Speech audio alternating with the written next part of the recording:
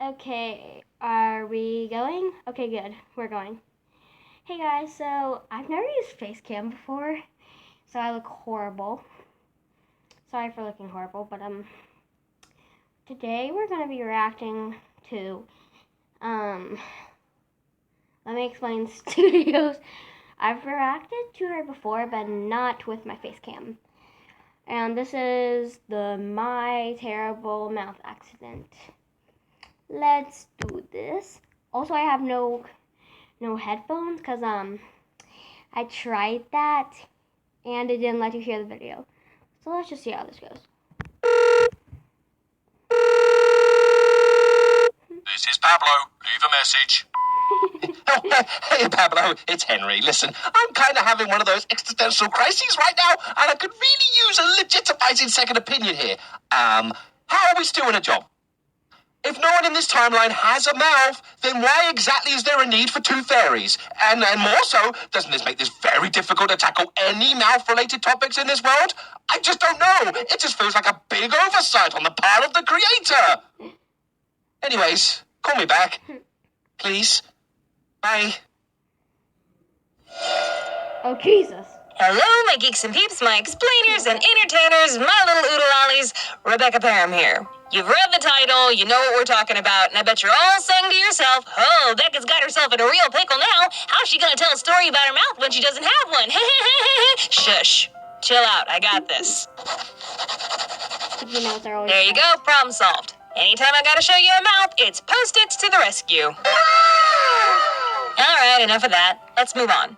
Injuries, accidents, life-altering wounds that scar us physically and emotionally. Okay. Yeah, they make great stories, don't they? Yeah. And don't we just love telling them? Dude, you want to see my scar? Got attacked by a mountain lion. Fought it off with my bare hands. That's his appendectomy scar. Mom! Honestly, I've been rather fortunate. I haven't injured myself too many times in life. I mean, my dad accidentally pulled my arm out of my socket when I was 6. I got hit in the face with a softball when I was in middle school and had a shiner for a week. I slipped in water in high school and tore cartilage in my knee. A girl in theater dropped a heavy set piece on my foot and I had to do the rest of the shows with only one shoe on. I broke my toe banging it on a platform trying to get off stage. You know, maybe I'm more accident prone than I thought. I wonder how much football helmets cost. But my big injury story that I always tell people happened when I was very young. And it involves my teeth. I personally don't remember it at all, but my sister says she has a traumatizingly clear memory of it. That, and of course my parents were there for it. Actual content warning here, this story might get just a wee bit graphic because, you know me, I've never been averse to a little bit of blood. Me too. Or a gallon or two.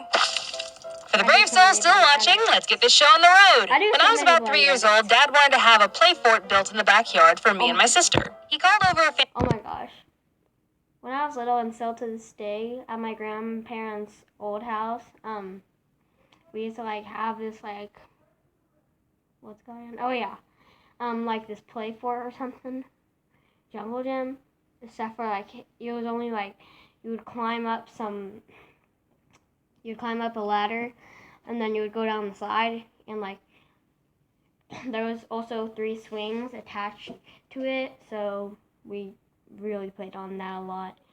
The adults would go inside, my parents would go inside and talk to my grandparents while me and my brother, sometimes my little cousin, mostly my little cousin, would play on the swings and the slide. Mostly we played on the swings, yeah. Okay. We're getting too off topic. Back to the video. Family friend who happened to be a carpenter so they could draw up some plans and discuss how big it should be and where to put it. Mom wasn't home at the time, so to keep an eye on me and my sister, Dad let us run around the backyard while he and the carpenter talked things over. So in our backyard we had a porch, and by the law of the South, if y'all have a porch, you gotta have a porch swing. Which we did, though it wasn't a very good one. Dad was keeping a watchful eye on us, but as any parent will tell you, the worst things always happen when you turn your back for just a moment. And when Dad wasn't looking, I managed to climb up on this porch swing. I stood up on it, and I guess in my 3-year-old mind, I thought I was on one of those playground spring horses, so I began rocking it back and forth. And apparently, I was not holding back. Your girl was chasing bandits in the Wild West somewhere, I don't know. Now, remember how I said this wasn't a very good porch swing? Well, good porch swings are designed so they can't flip over. But this one, well...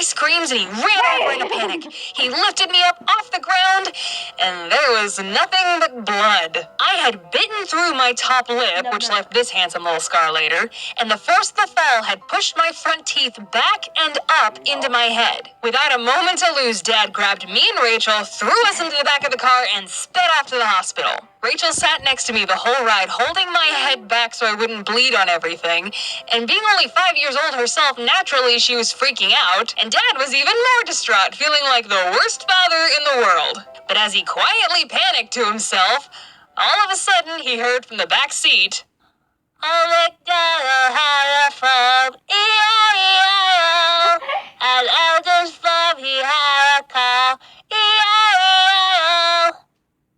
Well, I guess that's what you call more rebound than a kickball. Though I don't think Dad appreciated the musical number. When we got to the hospital, the doctors ended up having to push my teeth back into their original position, but these teeth were pretty much destroyed. Oh, and when Mom showed up to the hospital, she said Dad was covered in blood and looked like that he'd lost a fight with an angry cat. Ah, poor Dad. There wasn't anything more that the doctors could do at the hospital, but we still had to wait 2 weeks for me to heal before I could see a dentist. And what the dentist ended up having to do was give my front 2 teeth a root canal and then fill it with a compound so it would stay in my head until my permanent teeth were ready to come in. You know, I'm actually really glad that I don't remember any of this. I'm already insane in the membrane enough as it is. Who knows how bad I'd be today if I had to carry around this childhood trauma with me. The whole ordeal had basically killed my front 2 teeth, and they turned yellow. Also, the next tooth over needed a half metal crown on the back of it, and given that teeth are translucent, that made the tooth look green. So yeah, for the next few years of my childhood, I was walking around with yellow and green teeth. Just look at this jacked up mouth of mine. I think I had these teeth until I was about 6 or 7, and as you can imagine, such a blow to the face not only messed up my baby teeth, but my permanent teeth came in wonky as well. In fact, when I went to the orthodontist to get braces in middle school, she discovered I had 4 permanent teeth that were supposed to come in, but were stuck up in my gums. I had to get teeth removed so they could come in. My mouth was a train wreck. Thankfully, I think I finally got these chompers under control. They ain't perfect, but who could blame them after going through such misery? It's okay, teeth. You're good enough. That's why I never animate you. And for those of you wondering, yes, my dad did eventually get that play fort built. I'd have thought he'd think twice about letting his clumsy daughter up in high places, but, none of the Parham children ever fell out of that fort. I guess I set a pretty good example of what... Let's pause this. Okay. So, since this is done, well... I watched this, and this is just the ending, so, I'm just gonna tell you the challenge that I'm holding again. Yay! So, let me pause this real quick. I need to go to the bathroom. Okay, I'm back. So, the challenge is, oh my god, I'm looking up at the sky. Why do I always do that when I'm filming? So, the challenge that I'm holding is the Mickey Santa is mine or something, but I have no fangirls because I am not what you call famous. Why do I keep looking at my window? Window, stop bothering me. Bad window. You guys are so unsubscribing. If you guys want to unsubscribe at a part of this video, unsubscribe now. So, since I have no fangirls, I want you guys to make a Mickey Santa's Mine video. So yeah, Mickey Santa's Mine video, but if you are doing the challenge and just want to do it for fun, put hashtag Mickey Santa Challenge, hashtag Mickey made me do this. But if you're not doing the challenge, then your video will be in my video, because I'm going to react to my fangirls. Whether they're doing the challenge, or they just like being my fangirl. What can you do? So that's it, my little fellow babies. Goodbye. Have a good day. Bye-bye.